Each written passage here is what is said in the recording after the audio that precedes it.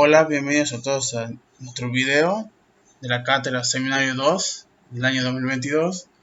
Somos el grupo conformado por Jessica Noemi Rodríguez, mi compañero Vega Hugo Gabriel y quien les habla, Franco Martín Gutiérrez. Bueno, el tema que elegimos para este video es el tema de una API web. Pero antes de meternos de lleno a lo que es una API web, vamos a empezar a hablar de lo que es básicamente una API. ¿Qué es una API? Una API es una interfaz de programación de aplicaciones, que viene de la palabra en inglés de Application Programming Interface, y es un conjunto de rutinas que provee acceso a funciones de un determinado software. Las API son mecanismos que permiten a dos componentes de software comunicarse entre sí mediante un conjunto de definiciones y protocolos. Por ejemplo, el sistema de software del Instituto de Meteorología contiene datos meteorológicos diarios y la aplicación meteorológica de cada uno de nuestros teléfonos habla con ese sistema a través del API y nos muestra las actualizaciones meteorológicas diarias en nuestro teléfono. En el contexto del API, la palabra aplicación se refiere a cualquier software con una función distinta. La interfaz puede considerarse como un contrato de servicio entre dos aplicaciones. Este contrato define cómo se comunican entre sí mediante solicitudes y respuestas. Y la documentación de su API contiene información sobre cómo los desarrolladores deben estructurar esas solicitudes y respuestas. ¿Cómo funciona la API? La arquitectura del API suele explicarse en términos de cliente y servidor. La aplicación que envía la solicitud se llama cliente y la que envía la respuesta se llama servidor. Ya sabiendo en general lo que es una API, la definición de API, vamos a ver el concepto de lo que es una API web. Y una API web o API de servicios web es una interfaz de procesamiento de aplicaciones entre un servidor web y un navegador web. Todos los servicios web son API, pero no todas las API son servicios web. Los diferentes términos relacionados con las API, como API de Java, API de servicios, existen porque históricamente las API se crearon antes que la WWW, o también llamada World Wide Web. Las API web modernas son API de REST y los términos pueden utilizarse indistintamente. Y en la web, las APIs son publicadas por sitios para brindar la posibilidad de realizar alguna acción o acceder a alguna característica o contenido que el sitio provee. Algunas de las más conocidas son las API de Google Maps, la API de Amazon, la API de PayPal y la API de Spotify, cuyas API podemos integrarlas en nuestros proyectos, ya sea una aplicación de escritorio, una aplicación web o una app móvil. En pantalla tenemos un ejemplo de cómo funciona una API web, que es la de Google Maps. En esta API de Google Maps podemos observar que registrarnos en la página de Google nos genera el código de nuestra API, y esa API, a través de una key que nos genera Google vinculando una tarjeta de crédito, podemos usarla para hacer peticiones al servidor de la API de Google Maps. En el ejemplo de este código de la API tenemos para ingresar la key que nos proporciona Google, tenemos para ingresar latitud y longitud, tenemos para ingresar marcadores en nuestro mapa y tenemos para modificar todas aquellas variables como lo son los marcadores que se muestran en la pantalla, que son los simbolitos rojos. Tenemos para modificar esos marcadores y agregarle fotografías o cambiar los iconos y agregar información en esos marcadores. Y esta API de Google Maps podemos encontrarla ya sea en formato HTML, en formato JavaScript, entre otros. También podemos modificar el ancho y el largo de cómo queremos que se vea nuestro mapa de Google incrustado en nuestro proyecto. Y así se vería en pantalla del navegador este mapa con la API de Google Maps.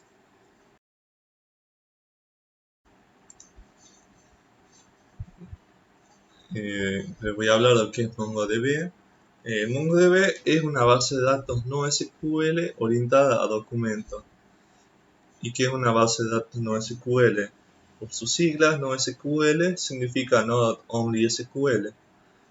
Estos tipos de bases de datos surgen al tener una gran demanda de bases de datos que puedan trabajar con datos masivos de forma más eficiente, ya que al no utilizar tablas y registros como las bases de datos tradicionales SQL, no necesitan una estructura fija, por eso nos dan mucha más flexibilidad. ¿Cómo funciona MongoDB? Seguramente muchos de ustedes habrán utilizado una base de datos de SQL, entonces podemos hacer una breve comparación entre MongoDB y una base de datos de SQL. En este caso, si los comparamos, tenemos lo que serían una base de datos para cada uno. En SQL tenemos las tablas. En MongoDB esto sería el equivalente a una colección. En SQL tenemos las filas o los registros y en MongoDB tenemos los documentos. Y por último tenemos las columnas o los campos, que estos tienen el mismo concepto, ¿no? Un breve ejemplo de cómo funciona una base de datos de MongoDB: tendríamos una base de datos con el nombre tienda y tendríamos dos colecciones que serían lo equivalente a tablas, en este caso con el nombre usuario y otro con el nombre pedido.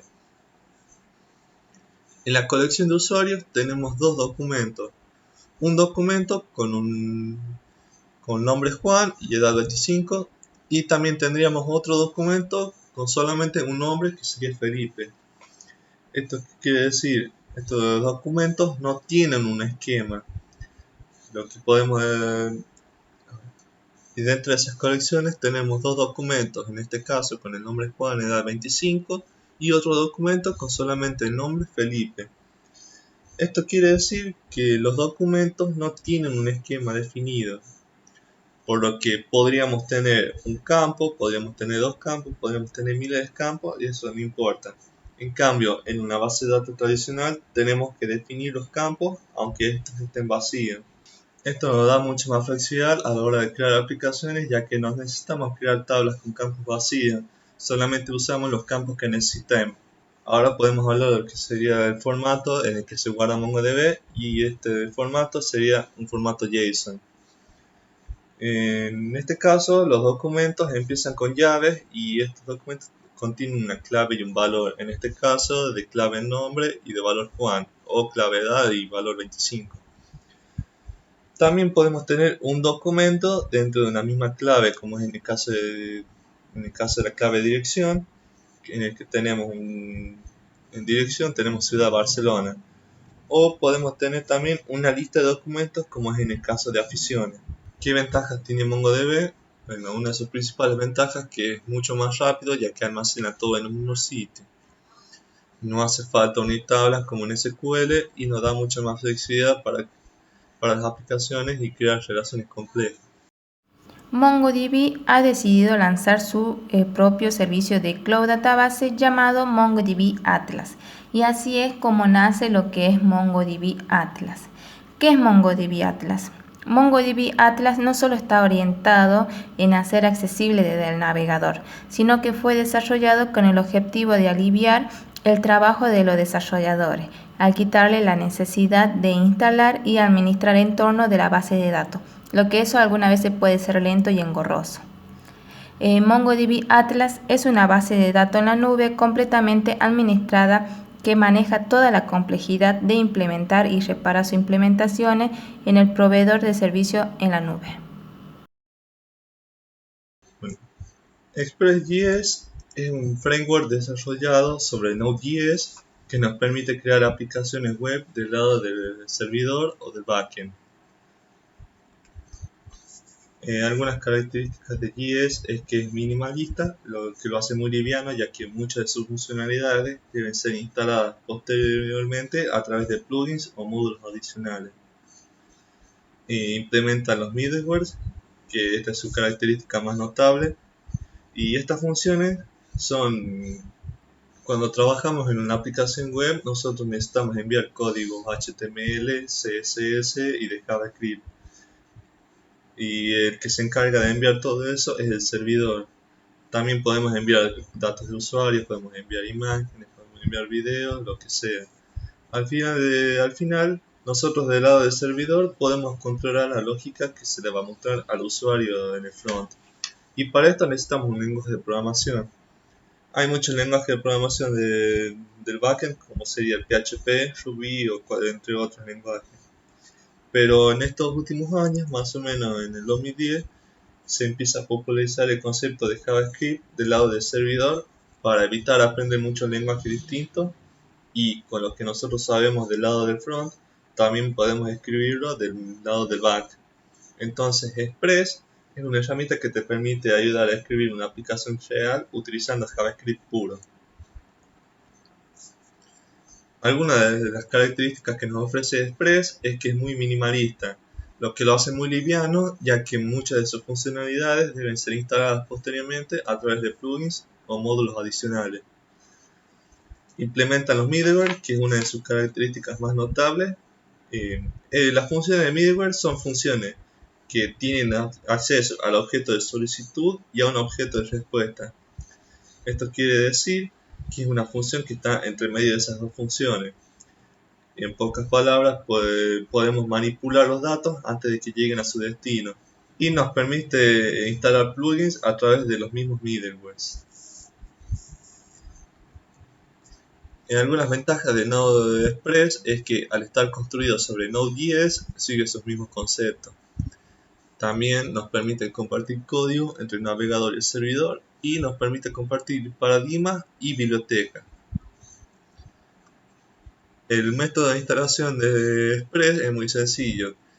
Al crear un proyecto, nosotros escribimos en la terminal el siguiente código: npm install express. Bueno, ahora voy a hablar de lo que es React.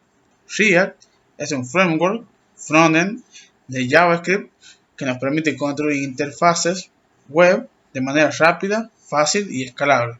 Cuando alguien estudia desarrollo web, lo primero que aprenden es que la web está construida en base a tres pilares principales: HTML, que vendría a ser la estructura, la semántica o el corazón de esta página web; CSS, que es la parte visual, en donde se da forma, color y alineación a esa información que está en HTML; y por último, JavaScript, que es el lenguaje que nos viene a la interactividad y en definitiva aporta vida al sitio web, porque permite que el mismo responda a las acciones del usuario.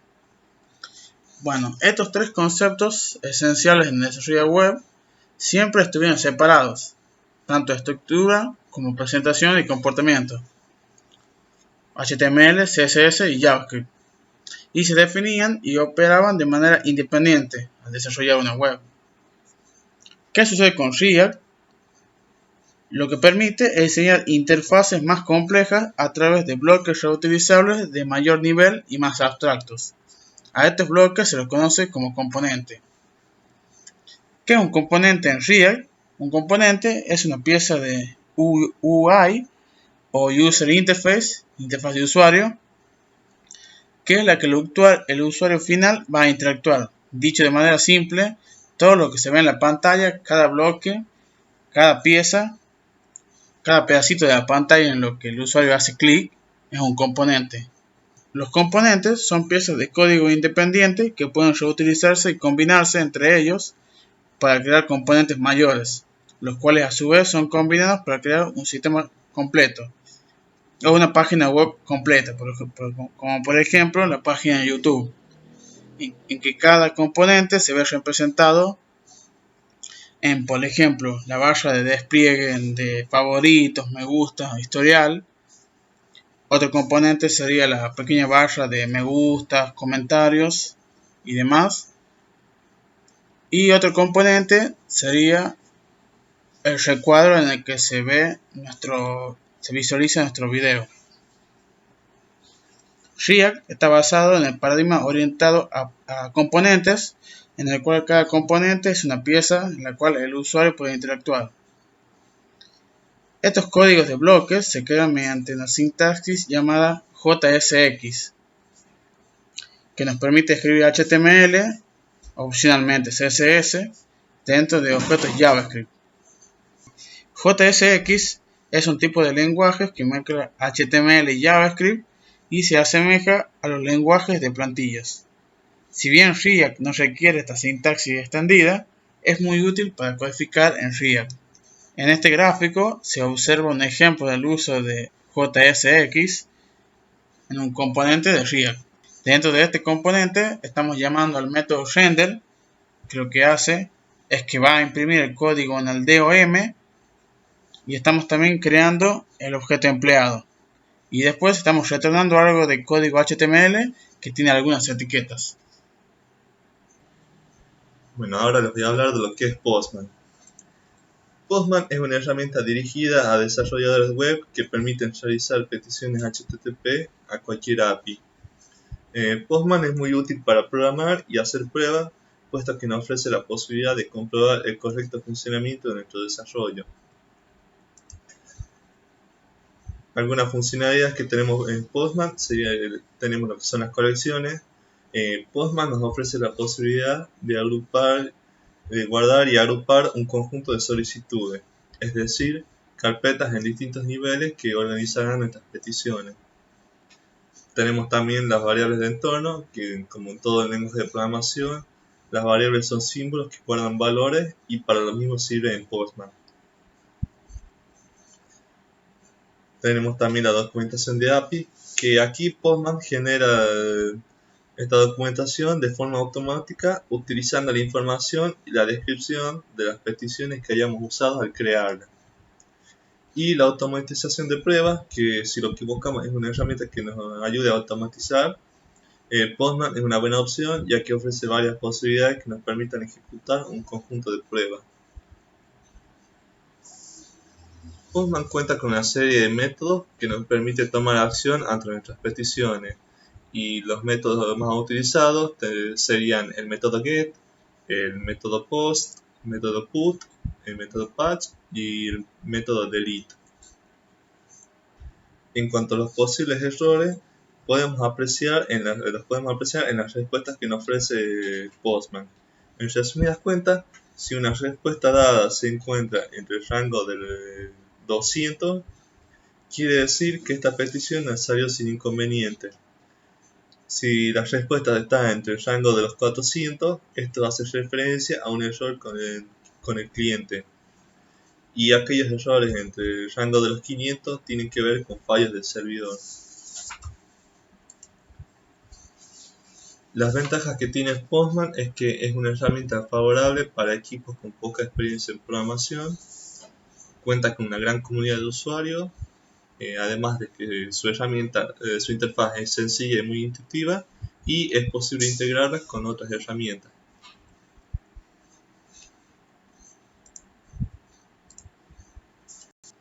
Bueno, ahora voy a hablar de lo que es Node.js.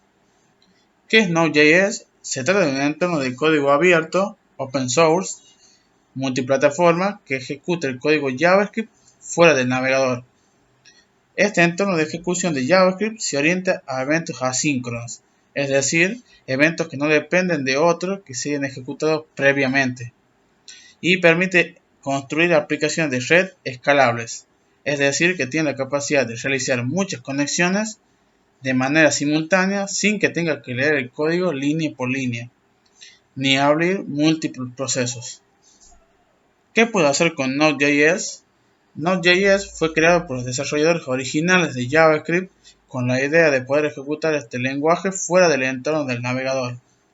Para ello, utilizaron el motor V8 de Chrome.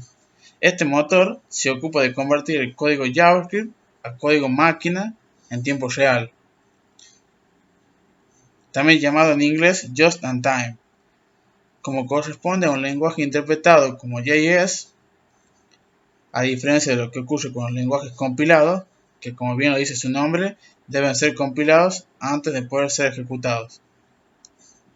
Node.js no solo permite crear servidores web, sino que los hace mucho más ágiles y capaces de trabajar con otros lenguajes de secuencia como lo es Python.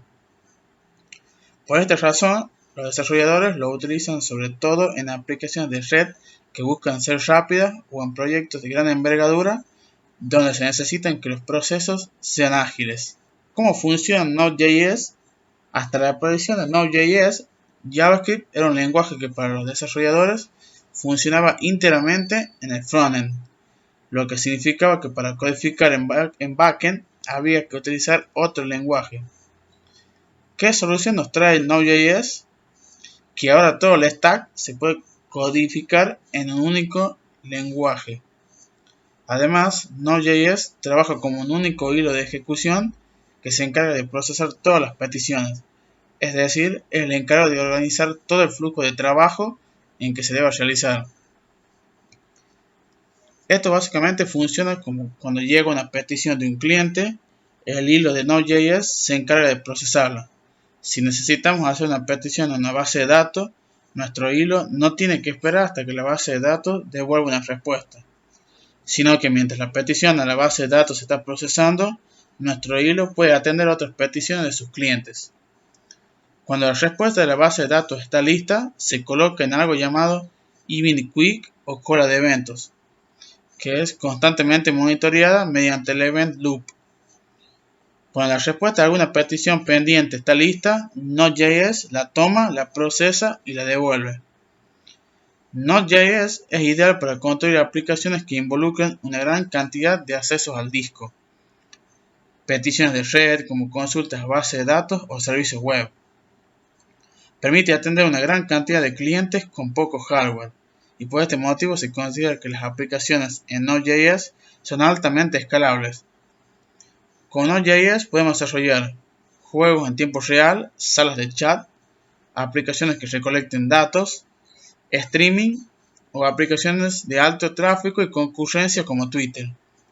Además, junto a React, es una de las tecnologías más utilizadas por las compañías que componen el ecosistema de startups tech. Material UI. ¿Qué es Material UI? Material UI es una librería de interfaz gráfica basada en el lenguaje visual de Material Design de Google. Entonces, es un proyecto de código abierto que puede complementar muy bien con lo que es React.json. Material UI nos permite hacer uso de su componente de alta calidad para crear un código sumamente limpio, mantenible, escalable y reutilizable. A continuación vamos a ver algunos ejemplos que nos brinda Material UI, que son de los componentes. Este código, como ven, es lo que nos brinda Material UI. Lo que hacemos nosotros, ingresamos a la página principal, lo que es Material UI, buscamos lo que es horas, copiamos el código que nos brinda Material UI, lo pegamos en nuestro proyecto y lo ejecutamos. Y acá en el lado izquierdo, como verán, se muestra el componente que nosotros requerimos. Y así como ese componente tenemos un montón de componentes que nos brinda Material UI. Su implementación es sumamente simple, se puede instalar de su proyecto utilizando los manejadores de paquete npm o yarn con una simple línea de código. Tenemos acá el npm install @materialui/corre, sino también tendríamos lo que es el yarn add @materialui/corre. Luego de eso podrán empezar a importar todos sus componentes dentro del proyecto. Para finalizar esto, les vamos a compartir algunas tutorías y artículos que nos van a ayudar en el día a día con estas herramientas. Esta es una API web que hicimos con mi grupo. Esta página tiene hecho lo que solamente es la parte del maquetado. El maquetado es la parte visual de una página sin su lógica. Como verán, acá tienen varios ya hoteles cargados. Lo que vendría a ser el botón de búsqueda no anda, igual como el botón de iniciar sesión. Acá tenemos lo que es la entrada, lo que es la salida para registrarse. Acá tenemos la forma de pago, tenemos los días de descuento, los hoteles que tienen los días de descuento, la forma de pago y el monto total. Y acá tenemos lo que es el alojamiento. Acá les voy a hacer una breve explicación de cómo yo hago la petición y cargo la información para que se muestre en mi página, ¿no? Me direcciono a lo que es el Postman, me voy a lo que es mi post, me voy al body, Y acá, como ven, ya tengo cargado una información, ¿no? Que acá tiene name, tengo acá como el nombre de un hotel, que es Alto de Velasco, Alto de Saavedra, disculpen.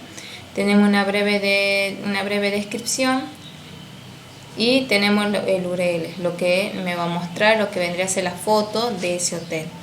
Tenemos lo que es la localización y yo hago enviar.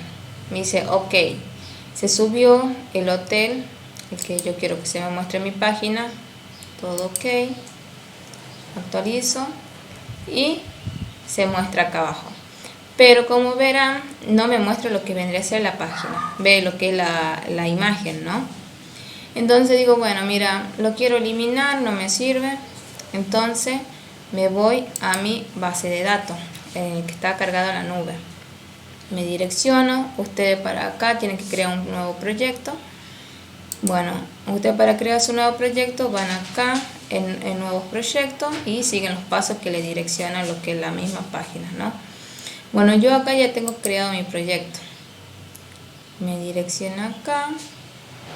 Acá van a estar cargados todos los tipos de peticiones que hice para que se muestre en mi página. Bien, se cargaron correctamente y me voy al último, porque es la última petición que hice. Para eliminar, copio lo que es el ID y me direcciono a mi Postman. Pongo delete. En la URL pego el ID y se elimina correctamente. Ok, me direcciona a mi página, actualizo y me voy hasta abajo y se eliminó correctamente. Bueno, ahora voy a hacer una breve explicación lo que vendría a ser lo que es el código. Bueno, se preguntarán cómo hago las peticiones para que se visualicen todos los hospedajes. Bueno, me dirijo primero a mi punto env. Primero necesitamos una variable que tenga la URL general. Y una vez hecho esta parte, luego nosotros podemos ir agregándole todo lo que la información para ir construyendo las peticiones que nosotros queremos hacerle. Me dirijo a mi Fakistore rutas, donde yo construyo las otras URL. Primero traemos la URL general y lo guardamos en una variable URL. Luego creamos una variable rutas que tendrá las distintas funciones para construir las otras URL. Acá tengo mi getOutTourist que devolverá la URL general para obtener todos los hospedajes. Acá tengo mi getTouristBid que nos devolverá la URL general más un ID para obtener un solo hospedaje, y así con el resto de los otros. Bueno, acá hacemos un export. Rutas lo usamos para el servicio. Me dirijo a lo que es mi api.js. Creamos acá lo que vendría a ser la función execute. Va a recibir como parámetro una URL y una configuración. Esa configuración va a recibir como método, va a recibir el método, mejor dicho. Y dependiendo de ese método, puede que reciba también un objeto. Bueno, dentro de esta función tenemos lo que es el try y el catch. El try es lo que va a hacer las peticiones, va a hacer un fetch, que a ese le pasamos lo que es la URL y la configuración. Y luego de eso va a dar una respuesta, y esa respuesta es lo que va a estar en el retorno. Y el retorno es el punto JSON. Bueno, es para que la respuesta que venga, el archivo que viene como respuesta vendría a ser en JSON, ¿no? Bueno, luego tenemos lo que es el catch. El catch lo único que hace es, si hay un error, lo captura ese error y lo lanza por consola. Bueno, luego ese archivo empieza a crear las funciones, o sea, serían las peticiones que va a obtener. Bueno, luego tenemos lo que es creamos una constante get que va a hacer las peticiones para poder obtener las cosas de la API, y va a pasar como parámetro una URL. Luego lo llamamos a la función execute que habíamos creado anteriormente y le pasamos lo que vendría a ser la URL. Bueno, luego creamos un método pod que hacemos lo mismo, le pasamos una URL. Bueno, pero en este caso también le pasamos un body. Bueno, ese body sería el objeto para obtener, para poder hacer un pod. Recordemos que el pod es el método para poder crear las cosas. Bueno, este sería. Bueno, entonces luego llamamos a la función execute, le pasamos la URL y le decimos que el método va a ser un pod. Y le pasamos el body, bueno, que vendría a ser el cuerpo de lo que nosotros queremos crear. Luego tenemos lo que vendría a ser la función put, otra función que está en nuestra app.json, también es muy parecida a la anterior, pero en esta es para actualizar. Recibe una URL y un cuerpo. Bueno, el método execute recibe como parámetro una URL y luego recibe un método que le decimos que es un método put y le pasamos el body, que es el objeto que vamos a actualizar. Y por último tenemos el delete, que es el más cortito, que también recibirá como parámetro la URL y el execute. Bueno, y le pasamos lo que vendría a ser la URL y le marcamos que el método que va a ser el delete. Y por último tenemos tenemos el archivo que se encuentra como en las constantes API, que esta API va a obtener las 4 funciones que hemos creado antes, que vendría a ser el get, el pod, el put y el delete. Bien, y estas funciones que va a estar dentro de la API va a recibir cada uno un parámetro dependiendo de lo que queremos hacer. Y al final exportamos la variable API que va a salir con todas las funciones que creamos antes. Bueno, y ahora nos dirigimos a lo que vendría a ser nuestro product service. Bueno, una vez ya creado lo que es el archivo rutas, que es lo que va a construir nuestra URL para cada caso, y nuestro archivo API, que va a construir nuestros métodos para cada caso también. Lo que nos resta es crear el servicio para que luego cada componente utilice ese método y pueda realizar estas peticiones, las peticiones para obtener todos los hospedajes, obtener un hospedaje en específico, crear o actualizar o eliminar alguna. Entonces primero empezamos a importar estos dos archivos que creamos antes. El API que nos va a traer, el API nos va a traer todos los métodos, y lo que es la ruta nos va a traer todas las maneras para construir nuestra ruta, ¿no? Luego creamos las funciones, lo exportamos cada una de estas funciones que va a hacer cada una de estas tareas. Creamos un export const, en este caso se va a llamar getOutTourings, el que va a obtener todos los hospedajes. Y esta función lo que va a devolver es el return. El return, que es el API.get. En este caso, porque es el método que nosotros habíamos creado dentro del API para obtener todos los hospedajes, y esto es con el método que habíamos creado en el API, recibía un parámetro. Ese parámetro era la URL, y esa URL está dentro de lo que en las rutas. Entonces lo que hacemos es pasar dentro de la función lo que es el route.getTourings que tenemos dentro de lo que es las rutas, para poder obtener la URL general. Y bueno, y así pasa lo mismo con las otras funciones también. Bueno, Y por último me quedaría por explicar los componentes que tenemos, que yo saqué lo que vendría a ser Material UI. Bueno, este es un código de buscar, que yo, como verán que yo lo mostré en mi página. Acá tenemos el buscador y todo ese tipo de cosas, tenemos botones. Bueno, por ejemplo, yo quiero acá en horas.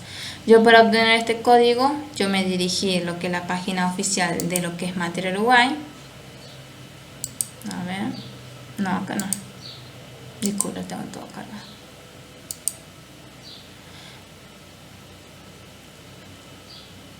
Bueno, me dirijo a lo que es Material UI. Bueno, por ejemplo, yo puse date time pickers, disculpen mi inglés. Y bueno, dije yo, bueno, este me gusta. Acá le va a aparecer así.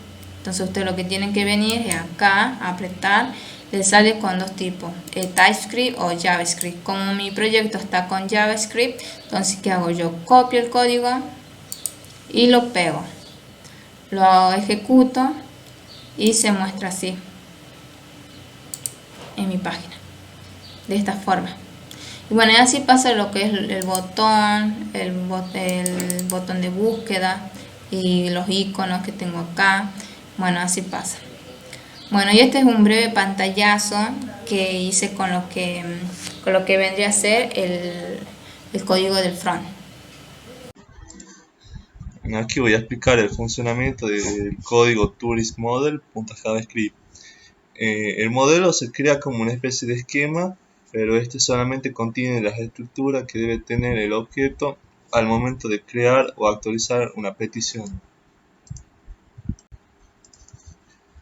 El modelo en este caso va a tener varios campos, como por ejemplo el campo nombre y campo descripción, y estos tienen un tipo string. Y su requerimiento tiene que ser obligatorio para así poder exportarlo, es decir, tiene que tener sí o sí un nombre, una descripción, una URL de una imagen y una localización. Cuando este cumpla con todos los requerimientos, podrá ser exportado posteriormente a la carpeta Tourist Schema. La diferencia que tiene el modelo y el esquema es que el esquema se carga de filtrar el campo nombre que tenga un máximo de longitud y una mínima, cosa que el modelo no tiene esos parámetros. Y el esquema los usa para comparar estos objetos al momento de hacer peticiones. En cambio, el modelo solo es la forma que debe tener.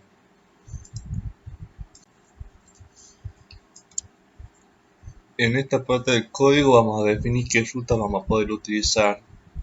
Lo que hacemos es importar los controladores para poder hacer uso de esto. Y en cada una de las rutas vamos a decidir cuál va a usar cuál. Y además también vamos a hacer uso de las rutas de express. Luego lo que hacemos es indicar una variable y en esas constantes routers vamos a empezar a decir qué solicitudes se pueden hacer y en qué URL. En este caso tenemos el router.get que se va a utilizar la ruta /tourings y tenemos un controlador que es el getTourings. También tenemos el otro router get que decimos que esa parte después le digo. También tenemos otro router get que en este caso va a hacer uso del controlador de obtener tourings por ID. Y así con cada uno, cada ruta que nosotros le asignemos, le decimos qué método puede utilizar y qué controlador va a ser el encargado de realizar esta tarea.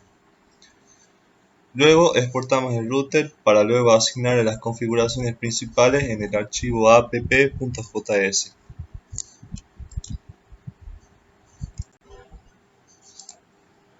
Bueno, ahora voy a hablar de una parte de un controlador de nuestro proyecto llamado Tourist Schema. El esquema lo que hace es proporcionar un objeto en el cual se van a comparar esos objetos en el momento de hacer las peticiones. Las peticiones que se hacen pueden ser como crear un post o un actualizar, un put. El esquema compara esos objetos que vienen en este esquema y verifican que se respete. Luego, todo esto se exporta para luego ser usado en los controladores. Otra parte que es muy parecida al esquema es el modelo. Bueno, ahora voy a hablar de lleno a lo que son los controladores de nuestro proyecto. Aquí en el backend tenemos un archivo que se llama turims.controller, del cual empezaremos a hacer uso del modelo y esquema que habíamos definido antes. Los controladores son los encargados de crear los métodos, los cuales van a hacer las peticiones. Aquí vamos a encontrar, por ejemplo, todos los turins, que serían los hospedajes, y en el caso del método getTurinsById, obtiene un método en específico, y así entre los otros, como lo son crear, actualizar y eliminar. El método getTurins se encarga de obtener todos los hospedajes, pero va a recibir solo una respuesta, que es el res. El try se encarga de hacer las peticiones. El modelo Turins tiene una función .find que nos devuelve un objeto. Ese objeto trae todo lo que está en la base de datos. Lo guardamos en una variable Turins y luego lo tenemos que devolver. Lo tenemos que devolver una respuesta si todo salió bien. Con un status de 200 lo convertimos en .json y devolvemos ese objeto que trajimos. En caso contrario, el catch error va a dar la devolución si algo falla, con status 500 y algún mensaje. En el caso de code tenemos internal server error. Luego tenemos otro método que es el getTurinsById, que aparte de tener una respuesta, también tiene un request que vendría a ser una solicitud. Y dentro de esta solicitud nosotros podemos enviar parámetros al momento de hacer el try. Utilizamos también el método Turins.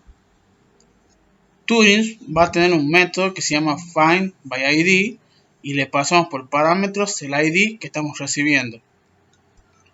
Una variable Turins va a devolver el elemento que encuentre y lo damos como respuesta un status 200 al elemento encontrado. Luego tenemos otro método llamado createTurins que se encarga de crear un hospedaje nuevo.